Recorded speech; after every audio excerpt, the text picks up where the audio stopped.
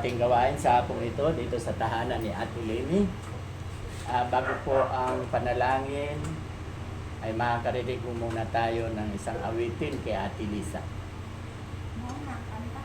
Okay lang. It's part of worship.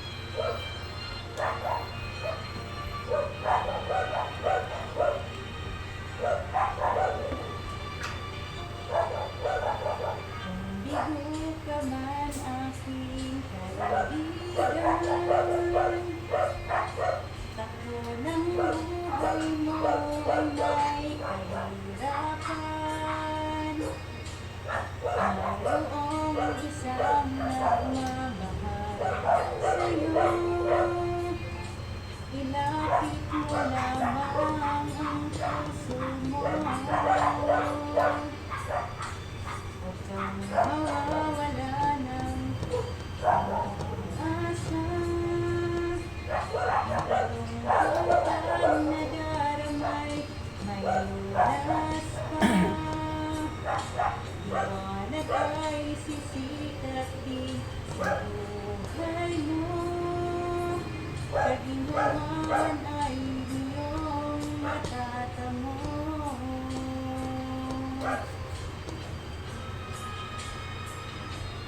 Tangka Jesus, yun lang itong matatagpuan.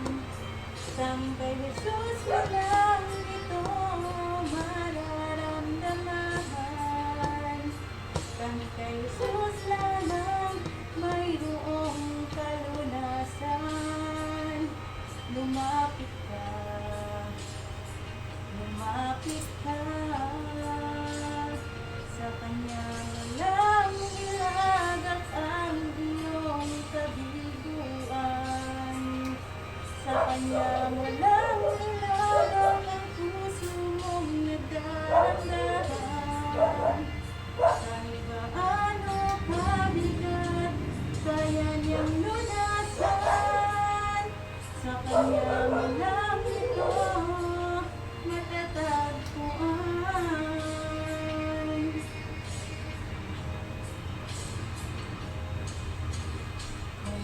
Kung ka man aking kaibigan, takbo ng buhay mo ay may kahirapan. Mayroong isang nagmamahal sa'yo. Ilapit mo lamang ang puso mo. Huwag kang mawawalan ng pag-asa. Ang kalungkutan na daramay ay lunas pa. Liwanag ay sisikat din sa buhay mo. Kaginhawaan ay iyong matatamo.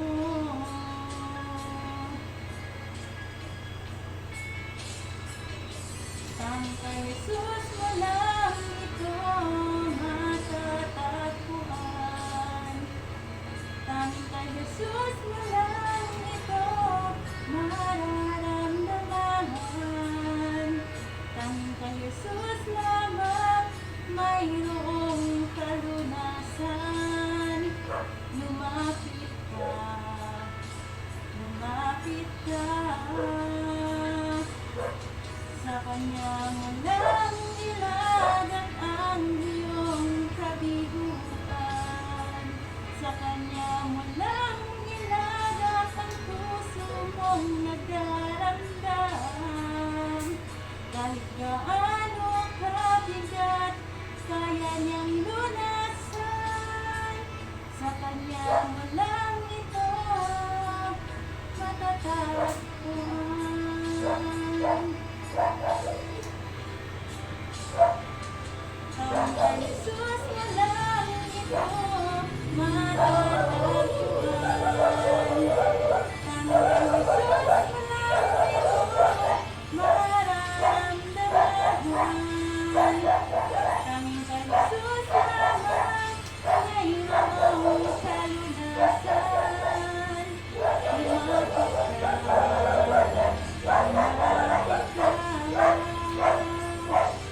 Sa Kanya mo lang nilagas ang iyong kabiguan. Sa Kanya mo lang nilagas ang puso mong nagdaragdagan. Kahit gaano kabigat, kaya niyang lunasan. Sa Kanya mo lang ito matatagpuan. Sa Kanya mo lang ito matatagpuan. Sa Kanya mo lang ito matatagpuan. Yeah, very good. Salamat, Ate Lisa. Ngayon naman po ay ihanda natin ang ating mga sarili sa pakikinig ng salita ng Diyos. At siyempre, mananalangin muna siya katapos mag-aralan tayo. Magtuturo siya. Walang iba kundi si Kuya Dado. Pastor Dado po talaga ito noon. Assistant dapat ito eh. Tagal na eh. Okay. Hindi ako actually dyan sa ano. After ako sa Okay lang. Lord ni Lord. Sige po. Mag-pray muna tayo. Panginoon, patuloy po namin tinataas sa aming kahitnaan. Panginoon, na lumabas ka, Lord, sa salita habang ito'y aming pinapag-aralan, aming pinapagulay-gulayan. At hayaan niyo po, Panginoon, na ang iyong kalalakihan at karangalan siyang makita at makayag sa aming kahitnaan. Pinupuri ka namin, nasasalamatan ka namin, tinataas namin yung pangalan. At nila ka, Panginoon. Salamat sa iyo. Salamat, Lord, sa blessing, Lord. Lahat ng blessing, Lord, na inihanda mo para sa amin sa hapon ito. At patuloy po ihanda ka ng mga puso, Panginoon, upang pagbalik-bulayan namin ng salita. Maraming salamat, Panginoon, sa oras na ito. Ngayon pa man, Panginoon, hindi ka namin nakikita, Lord, hindi ka namin nararamdaman. Alam namin naririto ka, Panginoon, sapagkat sinabi ko sa iyong salita, saan man tatlo, dalawa na kakatipon sa iyong pangalan, hindi dito ka sa iyong pangalan. Kaya, Panginoon, salamat po. Maraming salamat sa iyong lahat ng papuri, palalakihan sa pangalan ni Jesus. Amen. Amen. Ang pag-aaralan natin ay patungkol sa pananampalataya o tinatawag na faith. Ang faith ay yung mga bagay na hindi natin nakikita, hindi natin nahawakan. Ngunit, kapag ating in-exercise ang ating faith, ang lahat ng mga bagay na yung ninimiti, ang lahat ng mga bagay na ating ninanais ay ating makakamtan. Amen. Makikita po natin dito sa makikita natin dito sa Philippians. Pakibukas niyo yung mga Bible sa Philippians chapter 4. Philippians 4, mag-jump tayo sa Philippians 4, chapter 4, verse 6 to 7.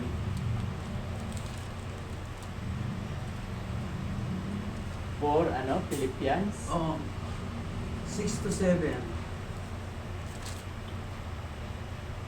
Kaya kung minsan kasi mga mananampalataya, ini-exercise na yung faith nila, ina-apply na, pero naguguliman na sila kasi wala sila nakikitang manifestation.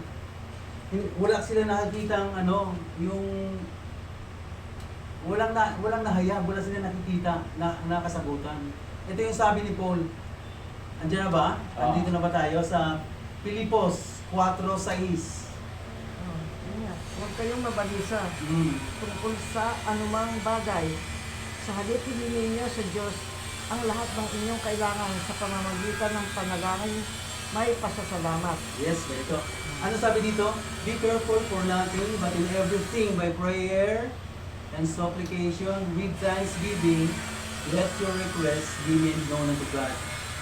Hindi dapat tayo, ang gusto ng Panginoon, hindi dapat tayo mga balisa. Yung balisa kayo nag-aalala ka. Pag balisa ka, nag-aalala ka, worries ka, ibig sabihin, affected yung heart mo. Hindi ka makafocus. Hindi ka makapilos ng maganda. Hindi ka makaisip ng maganda. So, kinakailangan, yung heart mo, hindi maapektuhan sa problema. Kasi pag naapektuhan sa problema ang puso natin, naano yung faith. Kasi yung fear at faith, magkaano yan. Kumbaga magkasalungat yan. Hindi mo yan pwede pagsamahin. Kasi parang baterya, parang power ng battery, positive, negative. Kailangan ang salita ng Diyos, ito yung positibo, positive ito. Wala pa, andyan na. Kasi dahil dun sa finished work na ginawa ng ating Panginoon Jesus para sa ating lahat.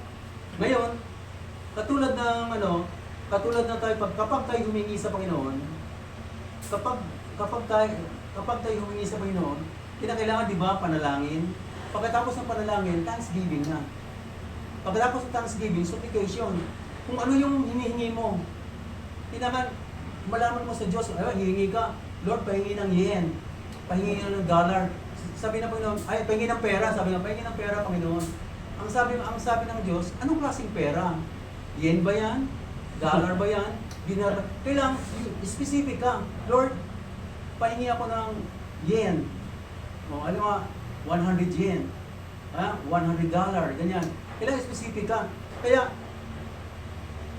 pag humingi ka rin sa Diyos, ano mo yung problema mo? Ilatag mo sa Kanya, Lord, ito yung isupplicate mo. Panginoon, ito yung problema ko. Ito, kulang ako sa Lord. Alam mo, pagbayad ba ganun sa financial? O kaya, dun sa relasyon mo sa Panginoon, kulang ako dito, Panginoon. Ito. Kailangan, ang request mo, parating mo talaga, let me know your request, be made known. Malaman talaga niya kung ano yung nilalaman ng kahilingan mo. And then,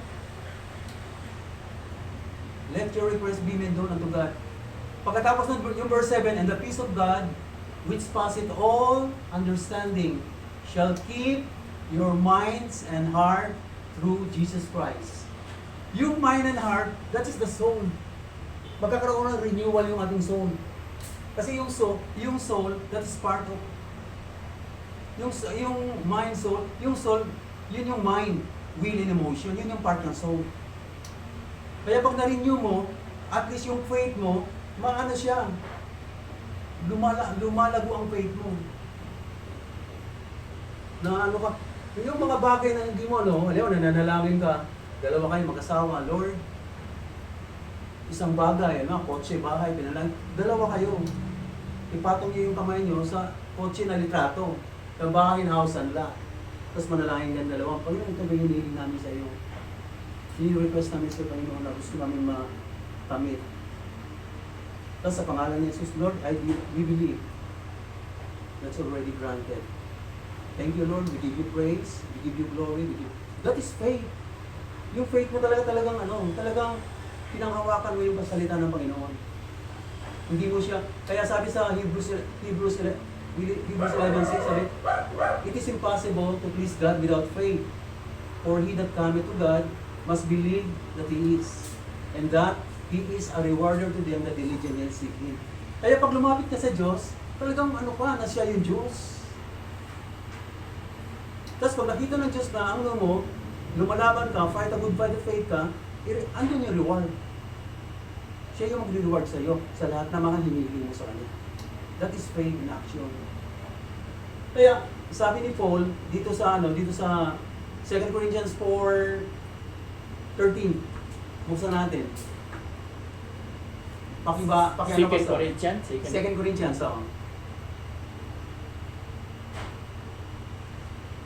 Anong chapter? 4:13. 4:13. 4:13. Ang sabi po rito, it is written, Yeah. I believe, therefore I have spoken. Since we have that same spirit of faith, we also believe, and therefore speak. Yeah. Ang lahat ng mga Kristiyano, you have to speak your faith. Once na you are a believer, you have to speak the word of God. Pag mo yun, dineclare mo yun, that is faith. Panghawakan mo yun, Lord, ano mang mangyari? Panginoon, this is what you said. Ito yung sinabi mo, Lord. Nasusulat. Oo. It is written. Oh, panghahawakan ko ito, Panginoon. Ano mangyayari? Humingi ka ng ano, walang revival. Just continue to believe. Declare the word. Panghawakan mo ang salita. Pangako ng Diyos yan. Sabi nga niya, heaven and earth shall pass away, but my word shall not pass away. Amen. Langit at lupa'y lilipas, salita ko. Pag pinanghawakan mo yan, Hindi ko kupas. hindi na kukupas. Ako talagang, sabi nga niya dun sabi nga ng Panginoon dun sa sabi dun sa Isaiah 55:11, sabi niya, so shall my word be that goeth forth out of my mouth. Wala daw salitang lumabas sa kanyang bibig. Goeth forth out of my mouth, it shall not return unto me void. Hindi raw babalik sa kanya na walang bunga. Magkakaroon niya ng bunga, panghawakan mo lang. Sabi nga ni Jeremiah, Prophet Jeremiah, chapter 1, verse 12, I am watching my word. Nangusap sa kanya ang Spirit Santo ng Panginoon, I am watching my word to perform it. Kasi Prophet Jeremiah, nagkaroon din siya ng pag-alilangan. Nagkaroon siya ng pag-alilangan kasi Panginoon, parang hindi ka sumasagot. Nangusap sa kanya ang Panginoon, sabi niya, I am watching my word to perform it. Palagi daw diyang pinagmamasdan yung salita niya para maganap. Magaganap niya pag pinaniwalaan mo, pinanghawakan mo. That is faith. Kaya sabi sa Hebrews 11:1, faith is the substance of things hoped for. Yung mga kapanatagan sa mga bagay na inaasahan mo pa lang. Pag sinabi mong inaasahan, hindi mo pa nakikita. That is faith. Paniwalaan na daw. Paniwalaan mo na Na matatanggap. na matatanggap mo na. Kaya nga sabi ni Jesus sa Mark 11:24, sabi niya, therefore I say unto you, what things soever ye ask in prayer, believing, ye shall receive. Amen. Whatsoever ye ask, ano ba daw hilingin mo sa panalangin? Sumampalataya kang nasa'yo na, wala pa. Pangungutag ka mo ng 5-6, pangungutag ko.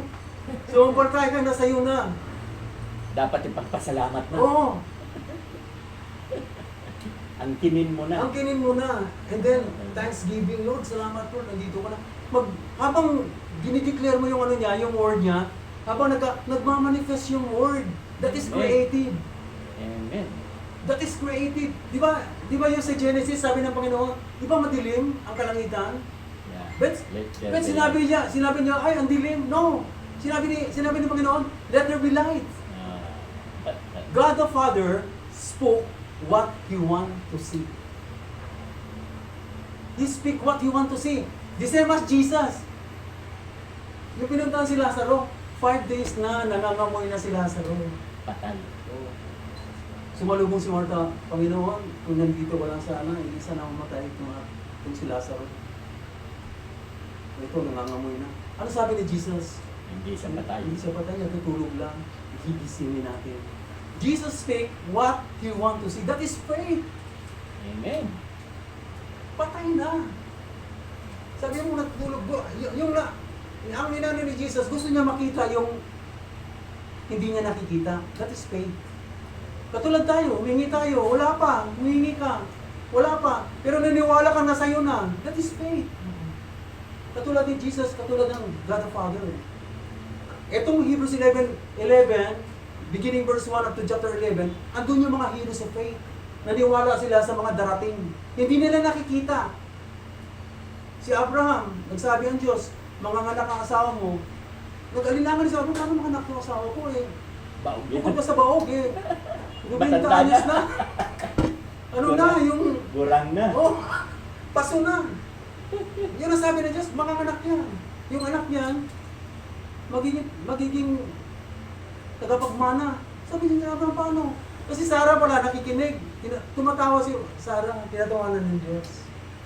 Oh, nung pinaniwalaan ni Abraham, naligo ba siya? Hindi. Amen. Magkaanak siya. Isaac, Jacob. Lahat ng anak niya, yung magiging tagapagmana sa mga pangako ng Diyos.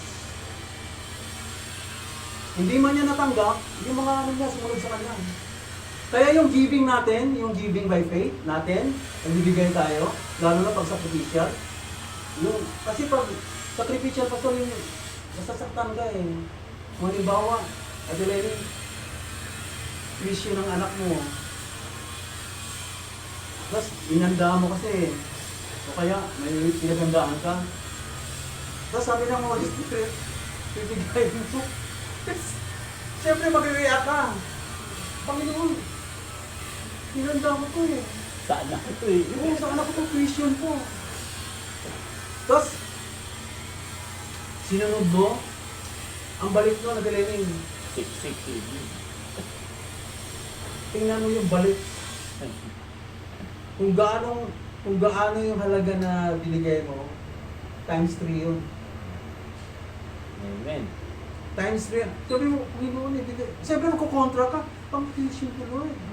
Oo. 10 to 13 days na lang. Tuition fee ng anak ko to. Eh, baka wala ako. Baka wala ako. Pang tuition, Lord. Kailangan i-apply mo yung faith. Fight a good fight of faith. Bibigay mo lahat? Depende sa conviction ng Holy Spirit sa'yo. Yun. Conviction ng Holy Spirit. Conviction yun, Tileni, hindi yun sa'yo. Kasi pag nagbibigay ka, yung nabibigay ka, yung galing sa heart.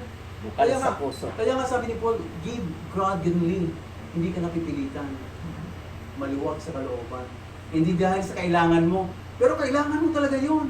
Kailangan mo yun eh. Pag tuition yun eh. Pag wala kang tuition, hindi makapasok yung anak mo. Kaya lang, ang dealing noon between you and the Holy Spirit, kung paano mo i-exercise yung faith mo.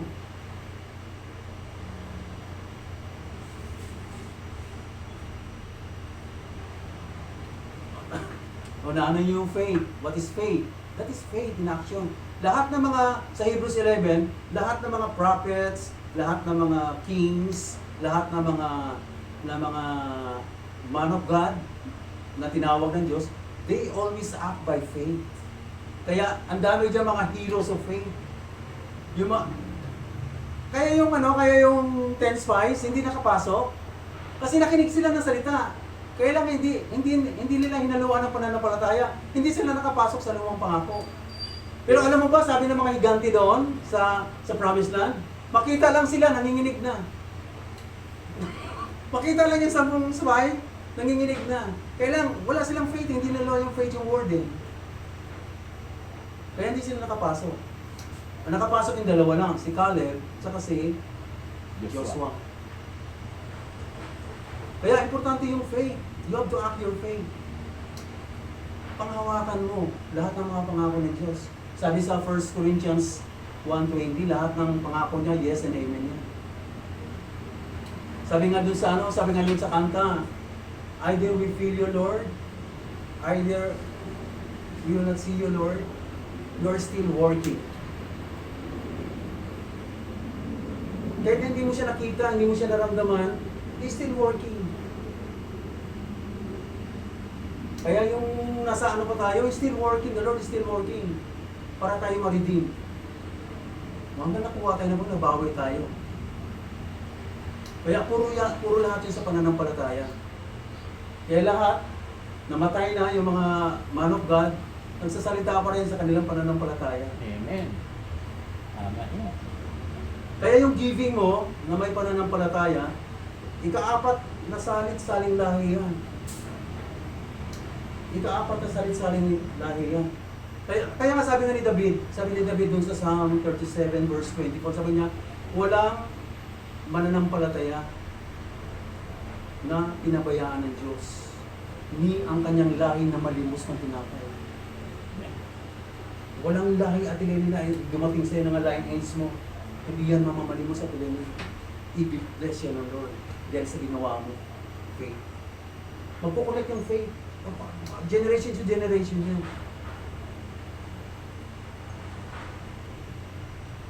That is the meaning of faith. That is faith in action.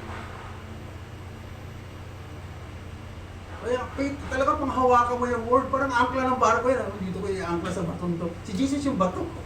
Amen. Doon mo ikakapit yung angkla. Bahala na, anong mangyayari ng bagyo dito. Basta naka-angkla ko doon. Si Jesus yung bato.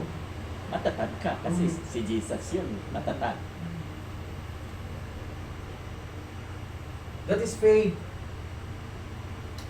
Ikaw sis, ano ba sa'yo ang faith?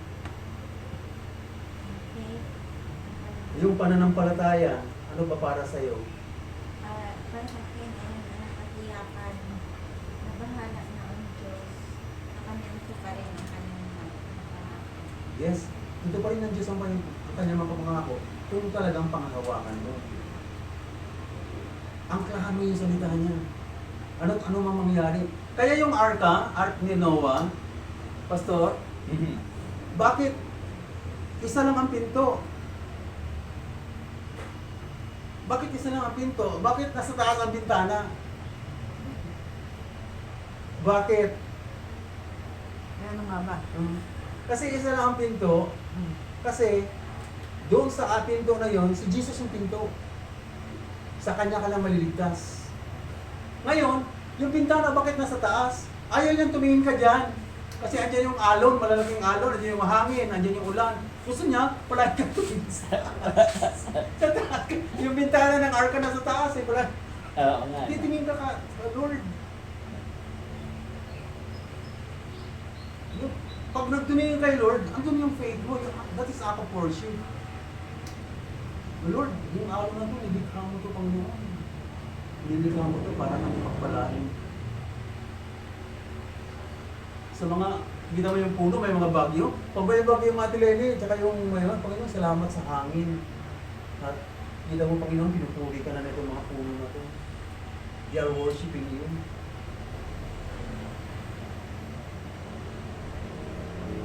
Imbes na disaster, ang ano mo, ang confession mo is blessing. Tama. Amen. Kasi siya naman yung siya naman yung creator eh. Siya yung pagkalooban niya, ayaw niya, ang kalooban niya, bumuti ka. Kaya sabi niya kay John, I wish above all things that thou mayest prosper and be in health. Prosper ka in all things. Hindi lang sa financial, prosper ka rin sa spiritual. Once and for all, spiritual talaga ang gusto ng Diyos na magano ka. Papaprosper ka. Kasi pag prosper ka sa spiritual, huli na yung pera, ang blessing. Huling-huli na yun.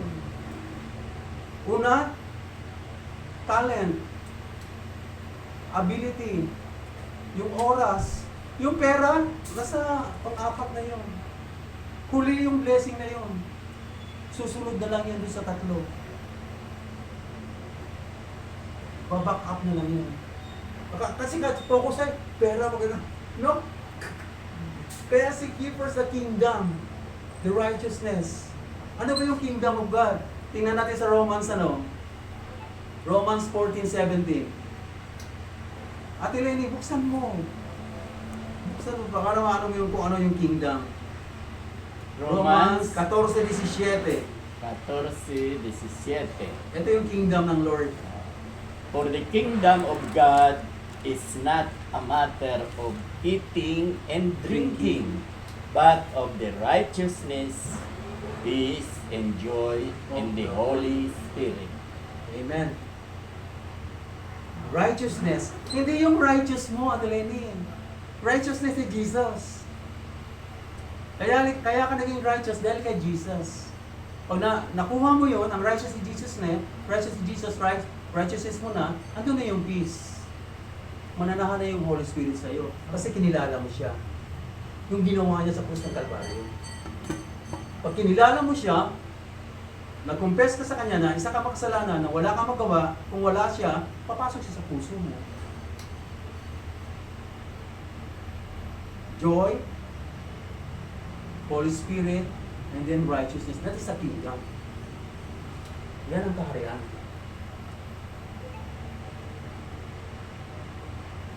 Teka, lumabas muna tayo sa topic sa faith lang muna tayo. Sige, okay lang. O yung faith talaga, yan, continuous yan eh. Pero yung faith natin, hindi sabihin, ako ang laki ng faith ko. Hindi. Ang faith natin, parehas lang.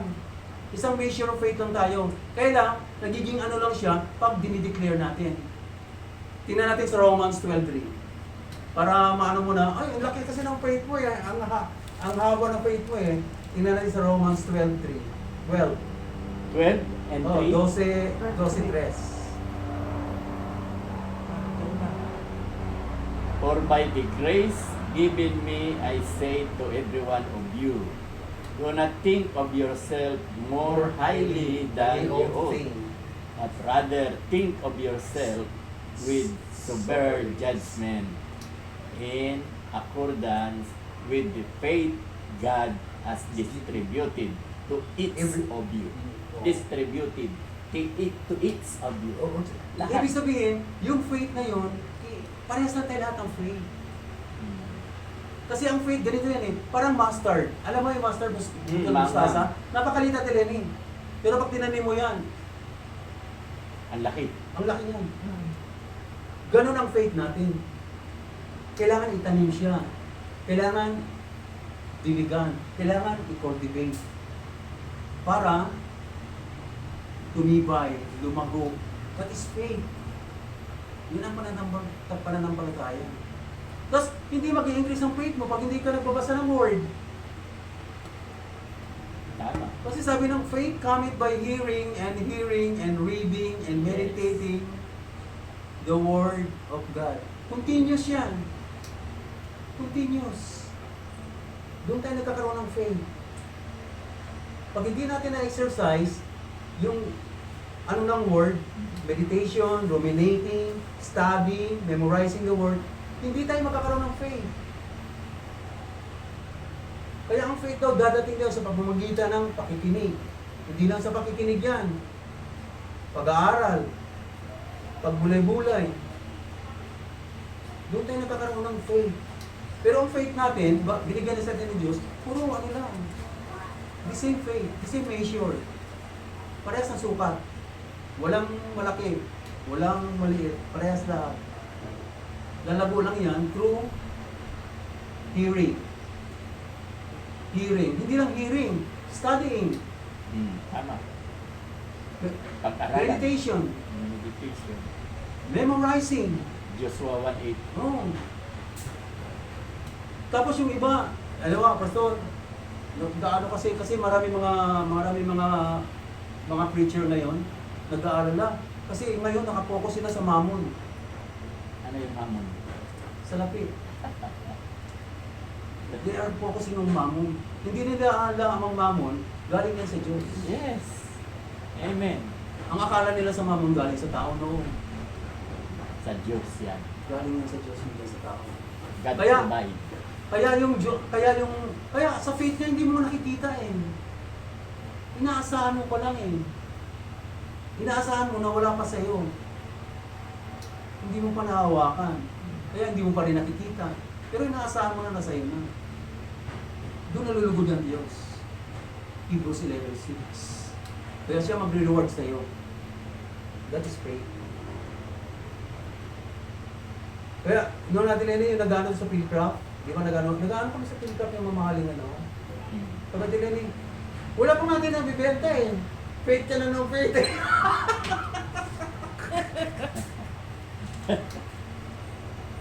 Nakapokus ka sa benta. Dapat nakapokus ka sa pananampalataya, Lord. It is already given, Lord. Nandito kami ngayon para mag-harvest. Yung ina natin, nabigo ba tayo? Hindi tayo nabigo. Hindi ba no, linggo-linggo may check tayo, no? Sa Philippines, ang hirap Ang Lord ang kumikilos nun, hindi Ang tayo. hirap. Biro mo yung, sino ba yung kaeskwela kong tiga dun sa Seaton, ano? Yung asawa ng lawyer. Oo, si Ami. Meron siyang yung hearing. Sabi ko daw, huwag kang ang asawa mo. Managerial ngayon.